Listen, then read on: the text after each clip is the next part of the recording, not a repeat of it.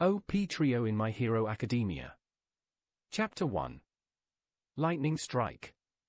Somewhere in some universe far away from us, above the planet Exomoon Pandora hovered a huge spaceship.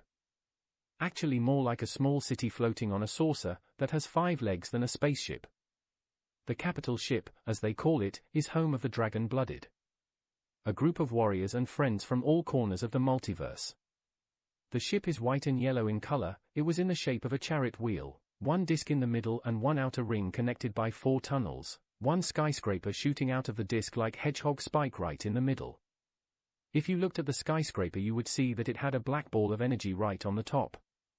That was a shield generator. It provides enough protection for the ship to travel through black holes and the cores of stars. On the outer ring are 4 spears, in the shape of a crescent moon, which are yellow on the outside and white on the side facing the skyscraper, and are just as tall as it. But if you look from below, you can see that it looks as if the aforementioned skyscraper stuck through the middle disk of the ship, and that it is a quarter of its size below, just like the spears. On the outside of the ring there are windows that go all the way around. The entire ship has a diameter of 10 kilometers and is 1 kilometer thick if we look at just the ring and disk. In the laboratory stood 2 figures. The first figure was a soldier dressed in dark blue equipment with red trim. The dark blue helmet had night goggles attached to the front part for night missions, brown hair slightly peeking out from under the helmet. His face was mostly covered by a scarf so that only grey eyes with pupils in the shape of crossed swords could be seen. The scarf, like the rest of his clothes, was dark blue with a red border. The scarf was tied directly behind his neck so that the remainder of the scarf fluttered down his back in 2 long sections. The soldier wore a jacket over a camouflage suit. The camouflage suit was dark blue with grey flecks, as were the trousers. In his belt he had 2 guns, a revolver and an upgraded pistol. Military boots were red with blue soles. This is the salvager, engineer, apocalyptic expert, mechanic of the capital ship and second in command of the ship. One of the few humans that live on the ship. People describe him as driven, very smart and focused man. The second figure was wrapped in a wizard's black cloak with purple edges and a hood that covered his head. The border of the hood around the face was purple and in the shape of the letter M if you looked closely. On the hood with 4 strings that spread out like the legs of a spider was a pure black crystal attached. Hovering above his head was an orcish purple and black energy that was constantly changing, like clouds, but always traveling in a clockwise direction. The face and the rest of the body was completely black, black as a void. There was no mouth or nose on the face. The only thing you could see were purple human eyes, with pupils of a lighter purple in the shape of a 100-pointed star or an explosion. In addition to the eyes, there were dark and light grey patches on the face in the shape of galaxies and nebulas. The magician's cloak did not cover the front part of the body, where there was a purple crystal symbol with triangles of the same color on each side. On the shoulders were shields of purple color. The sleeves of the cloak were torn. The wizard's hands were as pure black as all his skin, with pointed fingers. He had a black belt tied around his waist, like a karate belt. He wore mechanical boots that were the same color as the rest of his outfit.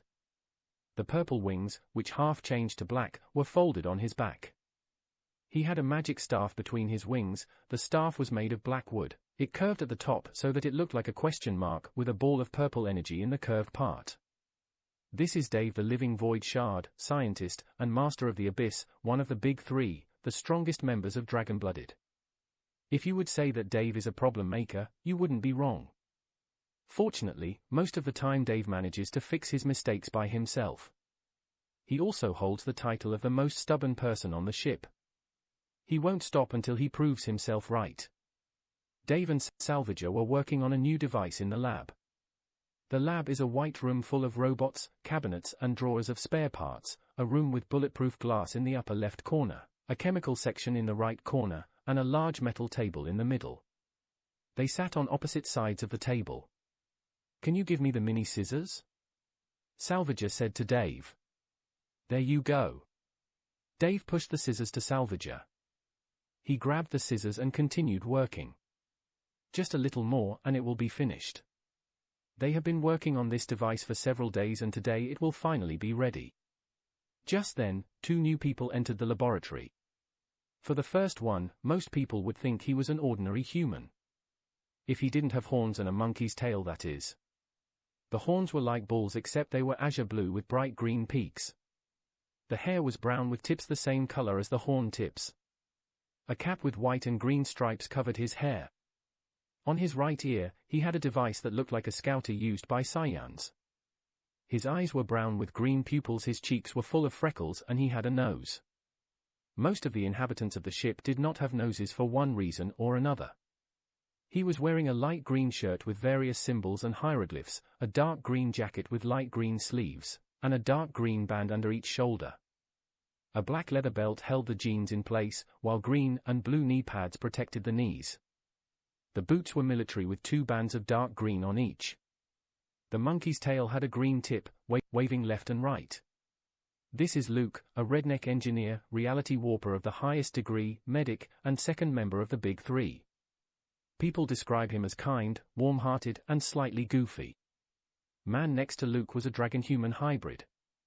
The dragonoid had light blue thick hair with diamond symbols on it. A crown of white ice with dark blue crystals on the tips sat on his head. The horns, which were light blue with dark tips, grew out from under the hair. The eyes were light blue with dark blue snake-shaped pupils. His left eye was covered by an eye patch. A dark blue majestic cloak was tied around his neck, giving him an extra royal look. The light blue and white battle suit also helped him with this. The metal knight's boots echoed as he walked. A light blue tail with dark barbs and underside streaked from his back, as did his dark blue wings. This is Arctic the Dragon King, but he prefers people to call him just Arctic. He is the leader of the dragon-blooded and the final member of the Big Three.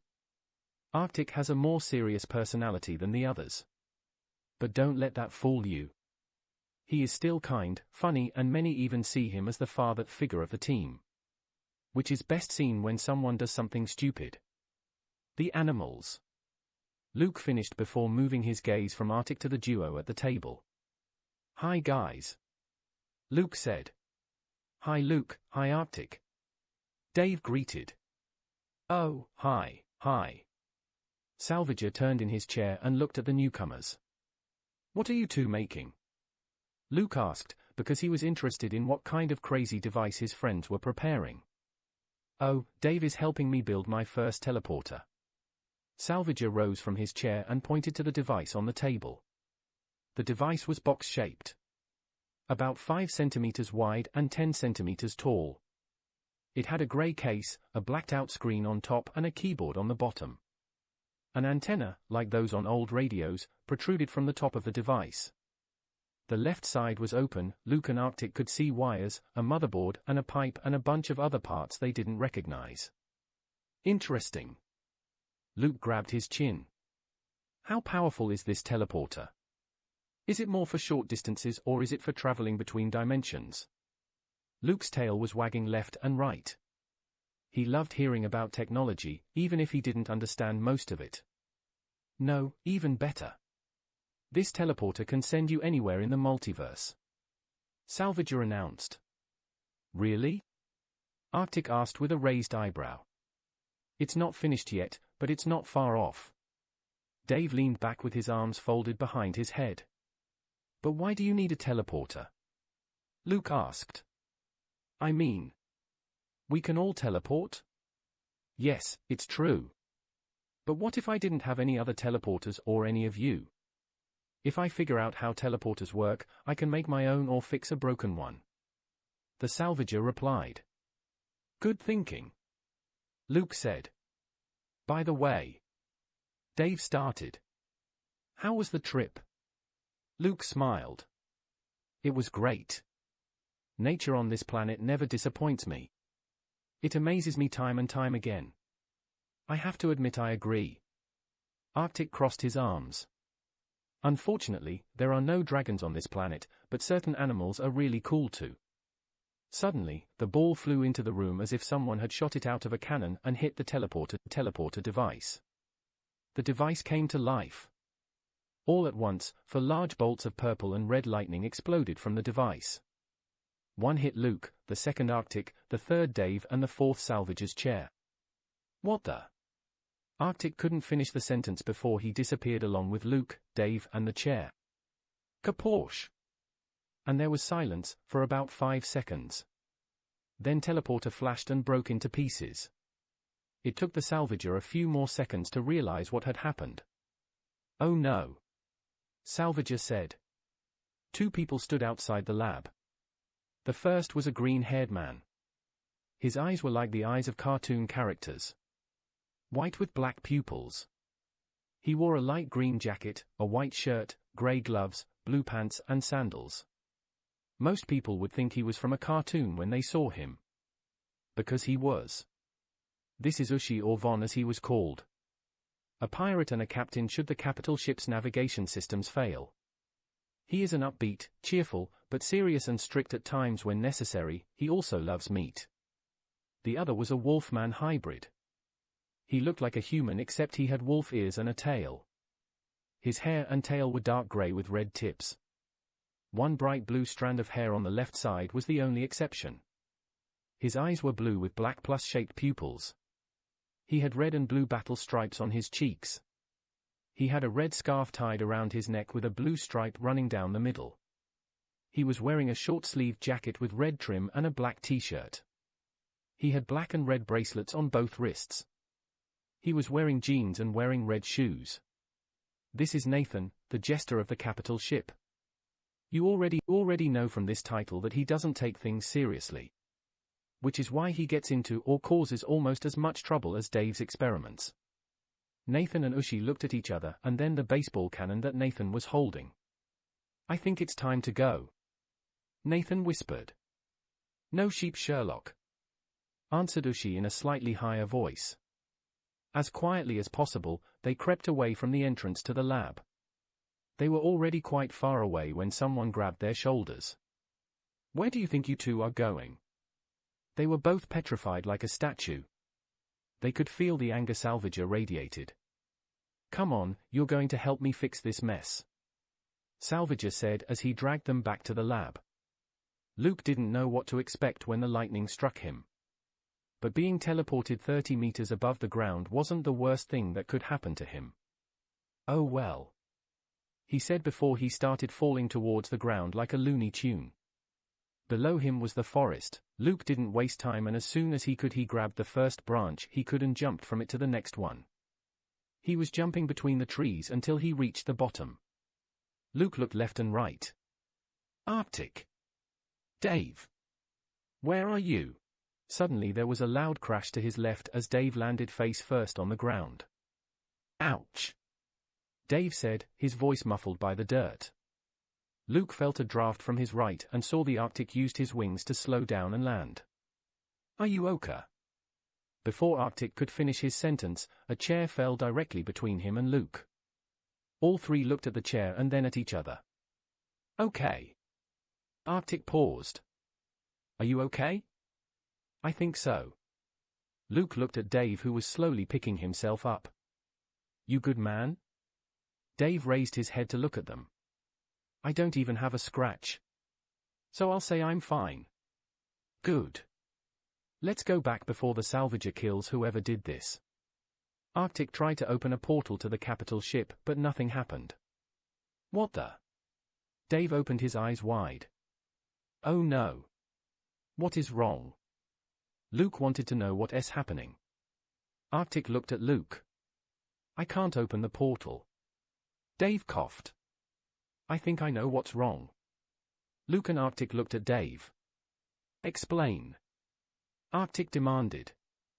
Dave gulped. "I think I put too much of my energy into the teleporter, which means that my energy has closed all possible ways for us to travel through the multiverse," Dave admitted. "What?" Both Luke and Arctic shouted. "But," Dave continued, "the effect might wear off after a couple of days." Luke and Arctic were seconds away from teaching Dave some of his medicine. In other words, hitting him with a frying pan. Luke's left eye was twitching. "Dave, are you telling us that we are trapped in this universe for multiple days?" Luke asked nicely. Dave didn't know what to do. Run or explain this in more detail, to try and save his life. "Enough," Arctic said loudly. "Arguing will get us nowhere. We will clear this up when we find a place where we can spend the night." The sun was still very high, but Arctic was right, they must find a place to spend the night before it gets dark. When I was coming down I saw a town in that direction.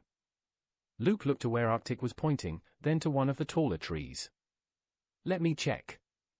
He wasted no time. Before anyone could say anything, Luke was already in the tree and climbing fast. When he reached the top, he began to look around. And indeed where the Arctic pointed was a city with a big blue building on a hill with letters UA on it. That's all for this part. Thank you for listening. Like and comment if you want part 2. As for the reaction videos, don't worry, I haven't given up on them. Thanks again, and see you in the next video.